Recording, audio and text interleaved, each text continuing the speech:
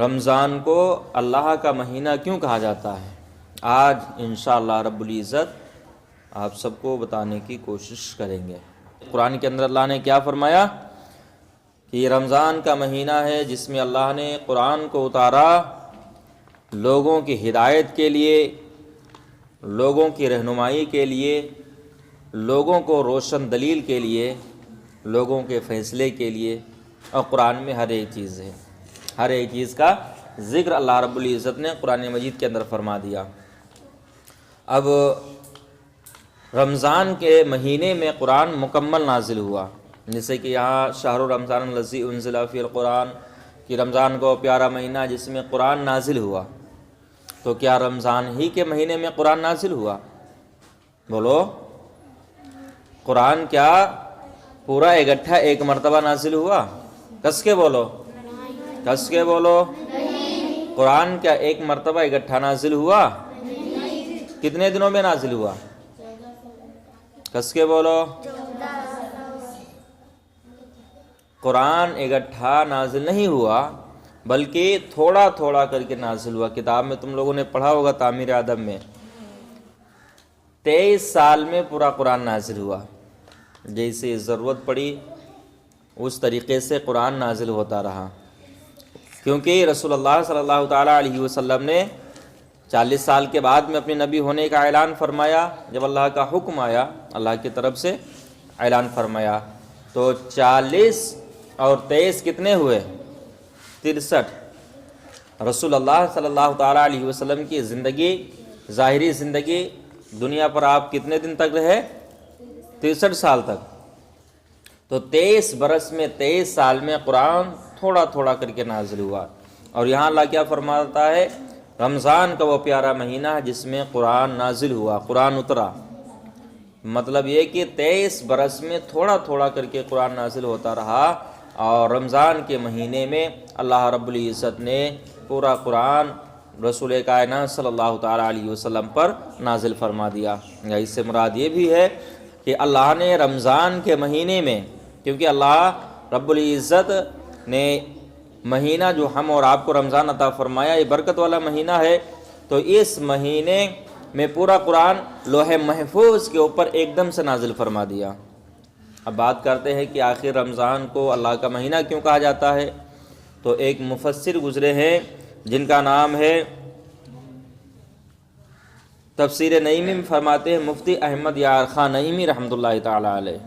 مفتی احمد یار خان نعیمی رحمۃ اللہ تعالیٰ علیہ فرماتے ہیں کہ شہر رمضان الذی کے تحت مفسرین بیان فرماتے ہیں کہ رمضان یا تو رحمان کی طرف منسوب کیا گیا، رمضان یا تو رحمان کی طرح اللہ کا مہینہ ہے۔ کیسے؟ کہ جس طریقے سے مسجد اللہ کا گھر ہے، خانہ کعبہ اللہ کا گھر ہے نا، مسجد میں بھی اللہ کی عبادت ہوتی ہے اور خانہ کعبہ میں بھی اللہ کی عبادت ہوتی ہے، اسی طریقے سے رمضان کے پورے مہینے میں ہر گھڑی اللہ کی عبادت ہوتی ہے نا۔ آدمی روزے سے ہوتا ہے تب بھی اللہ کی عبادت ہوتی ہے، رہتی ہے۔ تراویح، رات میں تراویح پڑھی جاتی ہے، عبادت۔ سحری اٹھ کر کے سحری کھانا، یہ بھی عبادت۔ رمضان کے مہینے میں رات کو سونا، یہ بھی عبادت۔ رمضان کی ہر گھڑی، ہر گھنٹہ، ہر منٹ، ہر سیکنڈ عبادت ہی عبادت ہے۔ تو تفسیر نعیمی میں علامہ احمد یار خان نعیمی فرماتے ہیں کہ جس طریقے سے مسجد اللہ کا گھر ہے، جس طریقے سے خانہ کعبہ اللہ کا گھر ہے، اسی طریقے سے رمضان کا مہینہ بھی اللہ کا مہینہ ہے، کیونکہ اس مہینے میں ہر وقت اللہ کی عبادت ہوتی رہتی ہے۔ یہ تو چلو خیر ٹھیک ہے، نماز، تراویح اور روزہ۔ رمضان کے مہینے میں اگر کوئی جائز تجارت کرتا ہے تو بھی عبادت ہے، اگر کوئی اپنا کام کرتا ہے تو وہ بھی عبادت ہے۔ اس لیے ہر گھڑی، ہر چیز، ہر وقت اللہ کی عبادت ہی ہوتی رہتی ہے۔ اسی لیے ماہ رمضان کو اللہ کا مہینہ کہا جاتا ہے۔ کیا؟ اللہ کا مہینہ کہا جاتا ہے، رمضان کو اللہ کا مہینہ کہا جاتا ہے۔ تو اس اللہ کے مہینے کی آمد ہونے والی ہے، یعنی رمضان شروع ہونے والا ہے، بس اب گنتی کے کچھ دن باقی ہیں۔ آج کتنی تاریخ ہو گئی؟ کس کے بولو؟ 19 شعبان المعظم، 19 ہو گئی ہے۔ اب 19 ہو گئی، 29 کا مہینہ ہوگا تو 10 دن، 30 کا مہینہ ہے تو 11 دن، بس رمضان شروع۔ تو ہم جہاں ہمارا کوئی رشتہ دار آتا ہے، ہمارا کوئی مہمان آتا ہے، تو اس مہمان کا انتظار کرتے ہیں، اس کے لیے اچھے سے اچھے پکوان بناتے ہیں، اچھا سا اچھا کھانا بنتا ہے، خوب تیاری کرتے ہیں کہ مہمان آنے والے ہیں۔ اسی طریقے سے رمضان کا مہینہ بھی 11 مہینوں میں ایک 12واں مہینہ مہمان ہے، تو مہمان بن کر کے آ رہا ہے، اس مہینے کی تعظیم کریں اور اس مہینے کا انتظار کریں۔ جیسے ہی اس مہینے کی آمد ہو جائے، بس ہر وقت عبادت میں مصروف رہے۔ ویسے بھی ہر وقت عبادت میں مصروف رہنا چاہیے، لیکن اگر نہیں ہو پائے ابھی تلک کر کے تو رمضان کے مہینے کی برکتوں سے محروم مت رہنا، ٹھیک ہے؟ رمضان کے مہینوں میں کچھ لوگوں کو چھوٹ ہے، کچھ اور جیسے کہ جو آدمی بیمار ہے تو اس کو چھوٹ ہے کہ وہ روزہ نہ رکھے جب تلک کر کے صحیح نہ ہو جائے، صحیح ہو جائے پھر ان روزوں کی قضا رکھے۔ اگر کوئی سفر میں ہے تو سفر میں روزہ نہ رکھنے کا حکم ہے کہ سفر سے واپسی آ جائے تو روزہ رکھے۔ اسی طریقے سے عورتوں کو کچھ دنوں کے لیے چھوٹ ہے کہ روزہ نہ رکھے، اس کے بعد میں وہ روزہ رکھے، سمجھئے؟ تو روزہ بہرحال معاف نہیں، تھوڑی سی گنجائش ہے کہ ان دنوں کو چھوڑ کر کے باقی دنوں میں روزہ رکھے جائیں۔ تو رمضان کے مہینے میں کوئی بھی بچہ بے روزہ دار مدرسے میں نہ آئے، جو روزہ رکھنے کے لائق ہیں، ورنہ ہمارے سنجھاون لال شروع ہوں گے تو پھر بند نہیں ہوں گے، اتنا یاد رکھنا، ٹھیک ہے؟ بغیر روزہ دار اس کی پڑھائی بھی نہیں ہوگی مدرسے میں، بغیر روزہ دار جو آئے گا اس کو بھگا دیں گے، جو روزہ رکھنے کے لائق ہے۔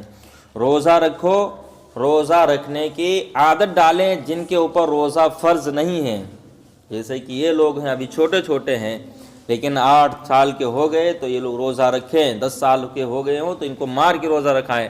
اسی طریقے سے تم لوگ بھی بڑی ہو گئی ہو، روزہ رکھ کر کے آنا، ورنہ بھائی ہم تو نہیں جانتے ہیں، ہمارا ڈنڈا سڑکے گا چلے گا۔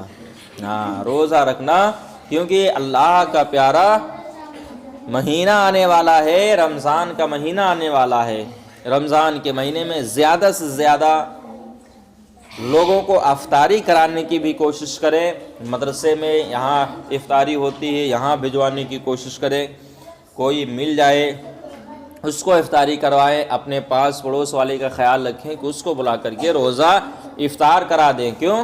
اس لیے کہ جتنا ثواب آپ کو اللہ رب العزت نے روزہ رکھنے کا دیا ہے، اتنا ثواب اللہ رب العزت آپ کو افطاری کرانے کا بھی عطا فرمائے گا۔